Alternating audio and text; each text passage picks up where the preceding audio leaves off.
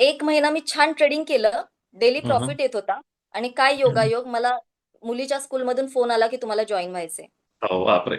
मग me then? माझ्या हसबंडला सांगितलं मला जॉब करायचा नाही, मला आता शेअर मार्केटच करायचंय. तर ते म्हणाले की नाही, तू जॉब जॉईन कर. त्यांच्या सांगण्यावरून सर मी जॉब जॉईन केला. सकाळी राइट. 7 ते दुपारी 2. पण माझं हं, मन हं. पूर्ण शेअर मार्केटमध्ये होतं. क्या बात आणि है! क्या माझ्याकडे मोबाईल नव्हता. कारण की राइट. मुलांना जेव्हा आपण शिकवायला जातो तेव्हा क्लासमध्ये मोबाईल अलाउड नाहीये. येस, येस, तर येस, सर येस. तुम्हाला सांगू शकत नाही, मी 1.5 महिना कसा तरी केला तिथे. रोज हसबंडला हेच सांगायचे, मला माझं मन लागत नाही, मला आता शेअर मार्केटच करायचंय, माझं डिसिजन झालेलं आहे. तर राइट, सर मी राइट. 35,000ची नोकरी सोडली. ओह!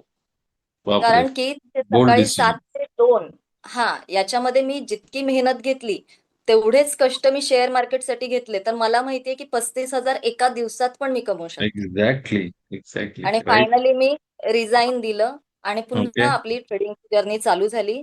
वॉव! आणि खूप छान ग्राफ आहे. दिवसेंदिवस माझा तो ग्राफ वाढत चाललेला आहे तुमच्या आशीर्वादाने. बापरे! मी एवढा अजून मोठा नाही झालो मॅम, की मी आशीर्वाद देईल कोणाला. पण आय एम नाही, हॅपी ते ऐकून.